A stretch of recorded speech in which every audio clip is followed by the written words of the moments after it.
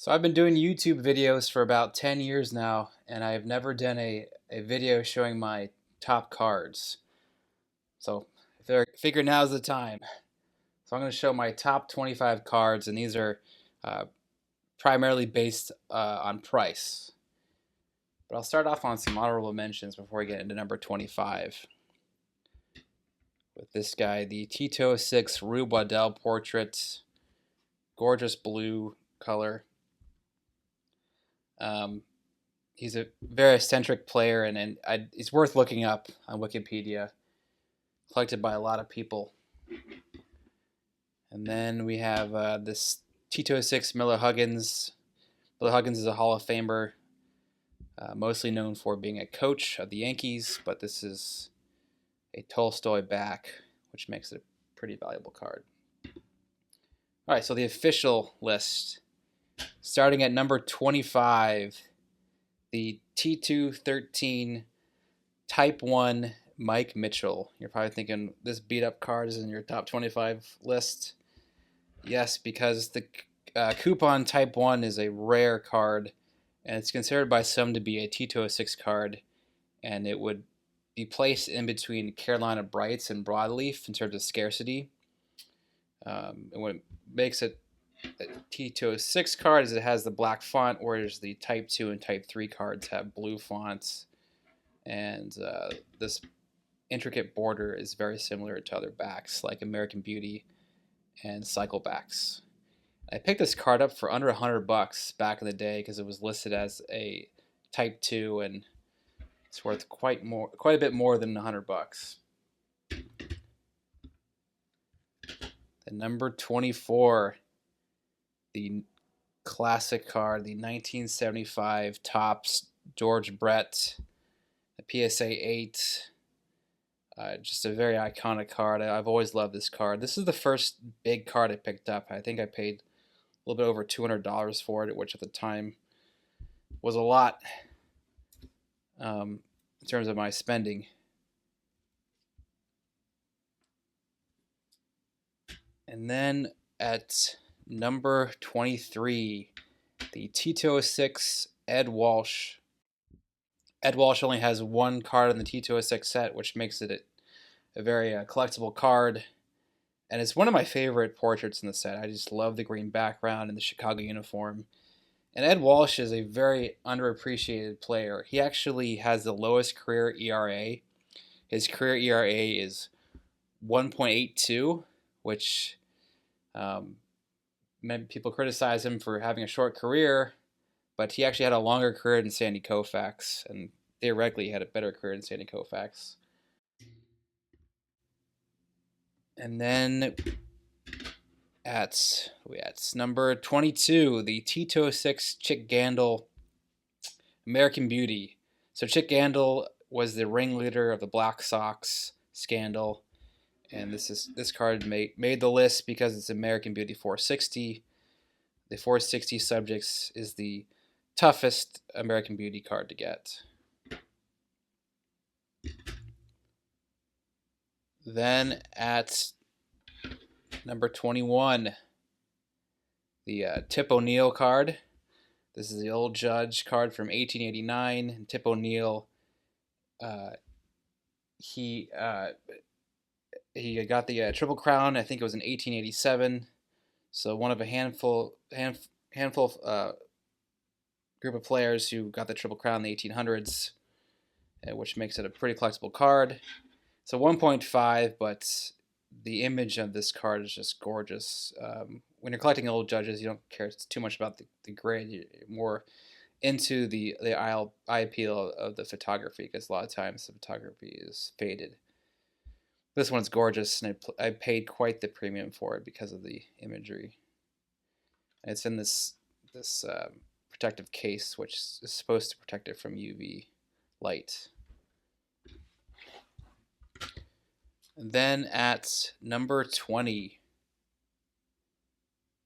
we have the 1969 Topps Reggie Jackson at PSA 7. Just really well centered. Nice color. Just a classic card. And at number 19, the 1933 Goudey Jimmy Fox, number 29. He has 2 cards in the set. The number 29 is a little bit harder to find. And this is a really nice example in a 3. Pretty well centered. This is crossed to a PSA 3. This would probably be higher on the list in terms of what it's worth.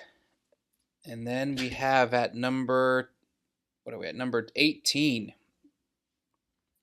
the Tito 6 Eddie Collins. This is a PSA 3, really nice example.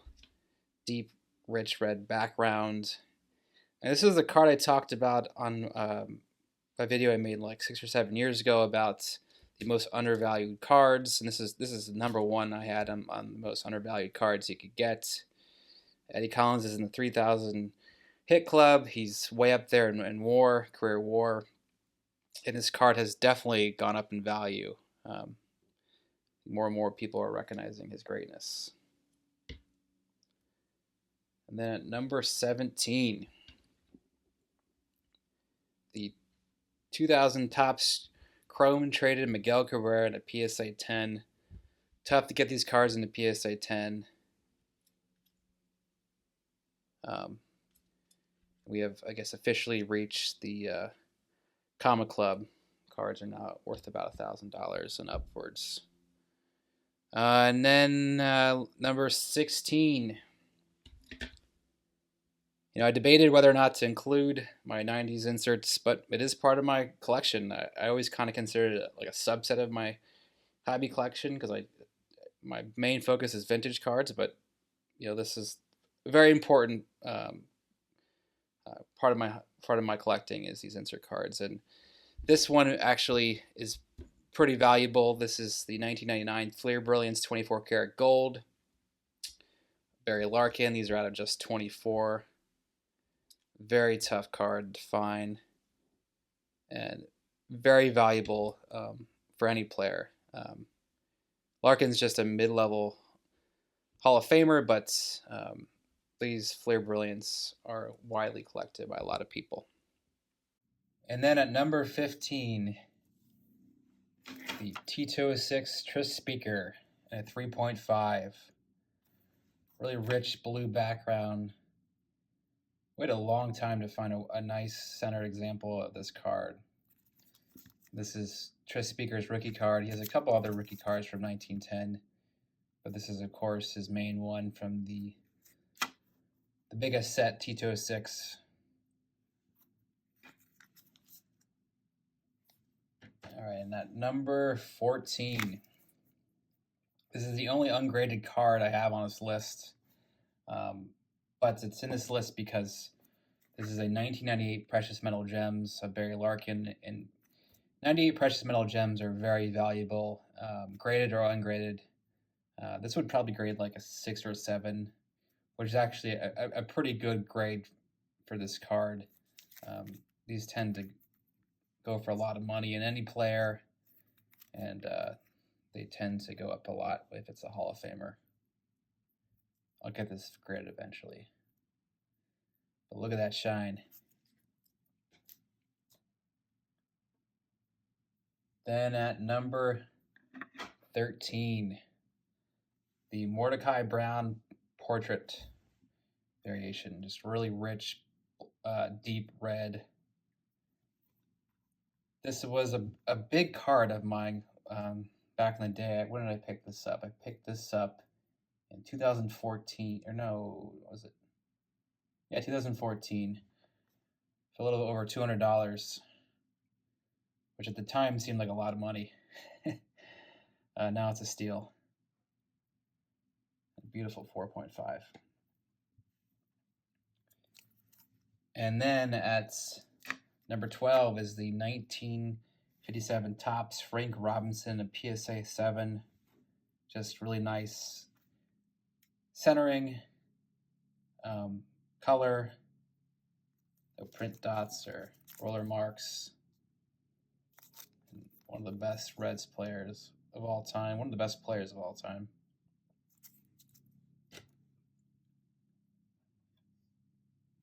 And then at number 11 is the T206 Red Ams.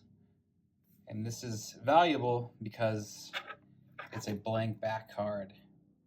So it's a scrap card. Some printer back in the day took this home after printing up some T206 cards and cut it up himself. But these are very valuable cards. This is a very nice example. I mean, looks like pack fresh color, no fading on the back. And in terms of scarcity, if you would consider this part of the T206 backs, this would be about the broadleaf range in terms of rarity.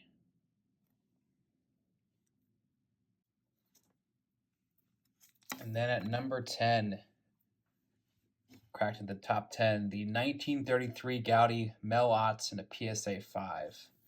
I've had probably 3 or 4 different 33 Gaudi Mel Ott. The 127 Mel Otts. I had another PSA 5 at one point, but I upgraded it for this one, which has even better eye appeal. If you follow my channel, I'm all about eye appeal. Well-centered cards with good registration and bright color. I just love the mean mug. And Mel Ott is a very underappreciated player in the hobby, that's for sure. Number 9, the 1998 Donruss Crusade Red. These Crusade Reds are out of just 25. And these are big-time cards for 90s insert baseball collectors.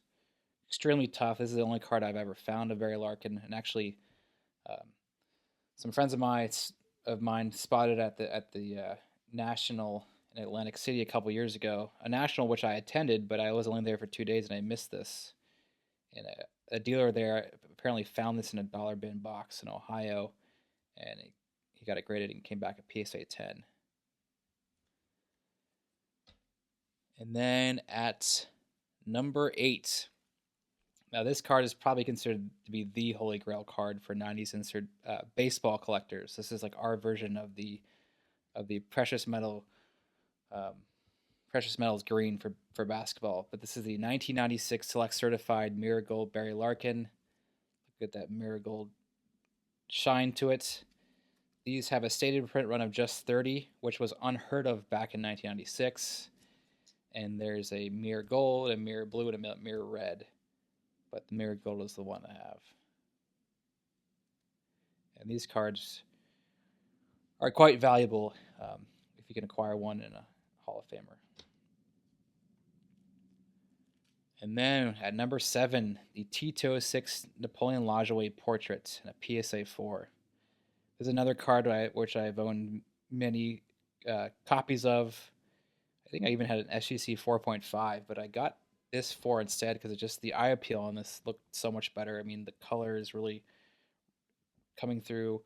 You can even see like his flesh toned cheeks.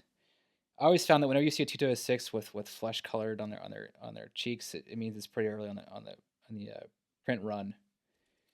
And these yellow backgrounds are tough, like the Addie Joss portrait and then Napoleon Lajoie, even the Walter Johnson. They often are seen faded, but this yellow is really rich. All right. So speaking of T206, this is not a T206 card, but this photo is featured on the T206 card. This is the 1909 Colgan's Chips Honus Wagner. Now this image is the same Carl Horner image found on the famous Honus Wagner card, T206 card, and of course, all Honus Wagner cards are really shot up in price. There's a really nice example. The only reason it's a 2 is because it has a little bit of tape residue on the back. I'm currently going after the Colgan's Chips set, and this is the card to get in that set. And I got it for just an absolute steal. And then we're into the top 5. Number 5, the 1948 Bowman Stan Musial and a PSA 5. I had this at a 4.5 at one point, but upgraded it to the 5. This just has even better centering. You just never find these 48 Bowman cards centered. It's so tough. and there's always just something wrong with like the front of it. Like there's print marks, there's snowing, but this is just an excellent example of Stan the Man, one of the best baseball players of all time. Check out his stats. And at number 4, one of the best hitters of all time, Ted Williams. This is the 1939 play ball Ted Williams rookie card at PSA 3. Just a really nice looking 3. I think this could even get like a 3.5. Well centered. But what really stands out about this card, though, is just how dark the background is. A lot of time these cards are faded. The Ted Williams card in particular.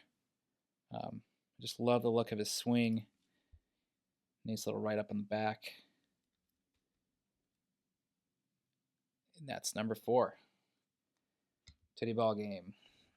Number 3, in my opinion, the home run king, the 1954 Topps Hank Aaron rookie card and a PSA 5. Waited a long time to find this card. This card, they're not particularly rare, but they're hard to find centered without any print marks, and this fits the bill.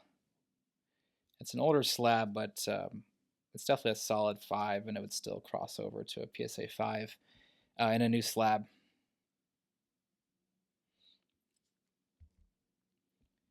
And then at number 2, the T206 Ty Cobb bat on shoulder as a sweet cap back. That's a 3.5.